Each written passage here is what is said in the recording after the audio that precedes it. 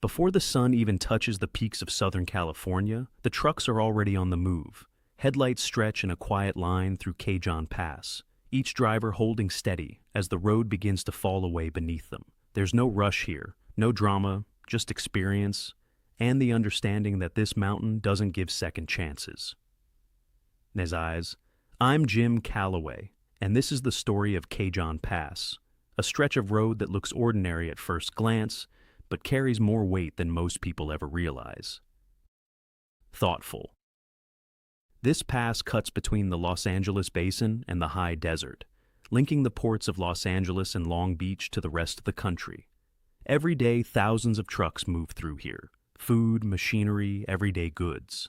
All of it depends on this narrow corridor, but it was never an easy crossing. Long before the interstate, wagons, rail lines, and early highways all tried to make their way through this same ground. The grades were steep, the weather could turn without warning, and getting through Cajon always took patience and a bit of nerve. Then came the years after World War II. Southern California began to grow, cities spread, ports expanded, and suddenly, what had been a difficult route became something far more important. More trucks, heavier loads, tighter schedules. But the mountain didn't change. The grade stayed steep, the curves stayed sharp, and the margin for error stayed thin. So, the question became simple. How do you turn a place like this into something people can depend on every single day? That answer didn't come quickly. Planners and engineers studied the pass, looking for ways to improve it. On paper, there were options. Different routes, gentler paths, smoother curves. But once crews got out there on the ground, reality set in. Loose rock, shifting soil, drainage that changed with every storm. And that's the thing. The mountain always had the final say. Every improvement came with trade-offs. More excavation, more cost, more time. What started as a road project slowly became something more complicated. Something that had to be negotiated with the land itself. At the same time, there was another problem. Trucks. A long downhill grade doesn't look dangerous at first. But mile after mile, gravity keeps working. Brakes begin to heat, slowly, quietly. And by the time a driver feels it, options are already slipping away. So instead of trying to eliminate the risk, engineers shifted their thinking. They focused on control, wider lanes, better visibility, space to recover, and most importantly, escape ramps, long beds of gravel built for the moment when nothing else works. It wasn't a perfect solution, but it was an honest one, because Cajon Pass was never going to be easy. It just needed to be survivable. Building that kind of road wasn't simple either. Crews had to work while traffic kept moving. Trucks still rolled through day and night, while hillsides were cut back and the ground beneath the road was reinforced. Freight couldn't stop, so the work had to adapt around it. Some slopes didn't hold the way they were expected to. Rock had to be cleared more carefully. Plans had to change. Nothing dramatic, just steady adjustments, the kind you make when you realize you're not in charge. One worker put it plainly, you don't fight the mountain here, you work with it. And over time, piece by piece, the road took shape. When it finally opened, there wasn't much ceremony that could match what came next.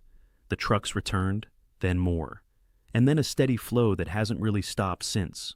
Right away, the road began to prove itself. And just as quickly, it showed its limits. Drivers noticed the same pattern. Everything felt fine at first on the descent, but over distance, heat built up. Brakes faded. Not suddenly, gradually. And that made all the difference. So, the road adapted. More signage, lower speed limits, better placement of escape ramps. Enforcement that reminded drivers this wasn't a place to take lightly. Incidents still happened, some small, some more serious. Each one studied, not to assign blame, but to understand what could be done better. And over time, something else happened. Drivers adapted too.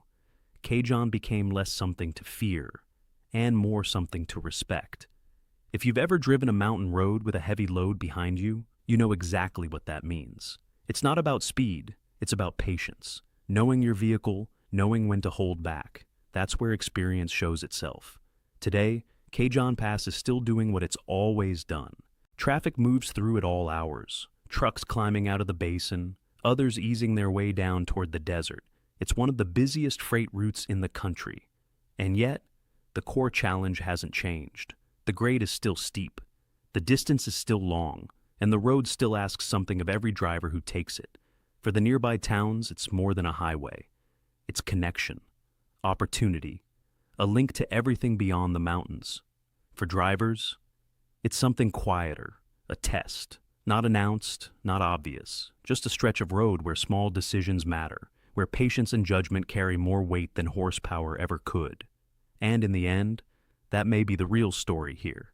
Cajon Pass was never meant to be perfect. It was meant to work, to carry what needed carrying, across a piece of land that has never made that easy. And it has done exactly that, not by conquering the mountain, but by learning how to live with it. Every truck that climbs, every load that descends, it's all part of something most people never see, but it's always there, steady, quiet, reliable, just like the people who drive it. And if you've ever made that run yourself, you already understand, because Cajon Pass isn't just a road, it's a memory, a feeling, and a reminder that even now there are still places where the land sets the terms, and where we meet those terms, 1 mile at a time.